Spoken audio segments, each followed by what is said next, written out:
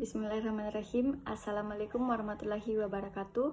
Perkenalkan, nama saya Nur Hikmah dengan NIM 1057211117919 dari kelas FM 19C. Baik, kali ini saya akan menjelaskan materi tentang rasio solvabilitas. Pengertian rasio solvabilitas adalah rasio yang digunakan untuk mengukur kemampuan dari suatu perusahaan dalam memenuhi semua kewajiban jangka panjangnya. Adapun jenis-jenis rasio solvabilitas, yang pertama debt to asset ration atau debt ration, yang kedua debt to equity ration, yang ketiga long term debt to equity ration, yang keempat times interest earned, yang kelima fixed charge coverage. Adapun contoh data neraca pada perusahaan, laporan keuangan PT Yumiko Maharani Tbk per 31 Desember 2019 dalam jutaan neraca. Baik, yang pertama debt to asset ration. Ration ini digunakan untuk menunjukkan sejauh mana kemampuan total aset untuk menutupi utang yang dimiliki oleh perusahaan. Adapun rumusnya yaitu debt to asset ration sama dengan total debt dibagi total aset dikali dengan 100%. Dengan hasil total debt Rp2.050.000 dan total aset Rp4.200.000 dikali dengan 100% menghasilkan 49%. Selanjutnya yang kedua debt to equity ration. Rasio ini digunakan untuk mengetahui seberapa besar utang perusahaan yang diperoleh perusahaan mempengaruhi ekuitas yang ada pada perusahaan tersebut.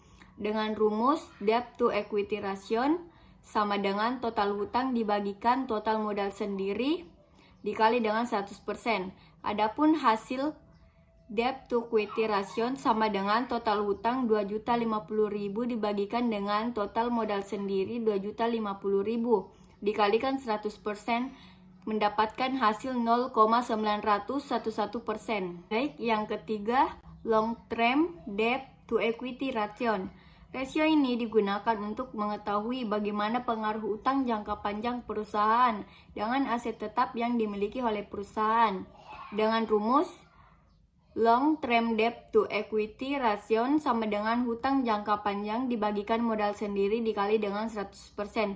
Adapun hasilnya long term debt to equity ration sama dengan hutang jangka panjang sebesar Rp1.300.000 dibagikan dengan modal sendiri sebesar Rp2.250.000 dikalikan dengan 100%, mendapatkan hasil 0,577% dan dibulatkan menjadi 58%. 4. Times interest earned. Rasio ini digunakan untuk menilai atau mengukur kemampuan dari perusahaan dalam membayar biaya bunga dari kewajibannya. Dengan rumus times interest earned sama dengan EBIT dibagi dengan biaya bunga dikalikan 1 kali. Adapun hasil times interest earned dengan hasil EBIT sebesar Rp1.800.000 dibagikan dengan biaya bunga sebesar Rp180.000 dikali dengan 1 kali. Adapun hasilnya yaitu 10 kali. Yang terakhir, fixed charge coverage. Rasio ini digunakan untuk mengukur seberapa mampu perusahaan menutupi pembayaran bunga dan sewa. Adapun rumusnya, FCC sama dengan EBIT ditambah bunga ditambah hutang sewa dibagikan biaya bunga tambah hutang sewa.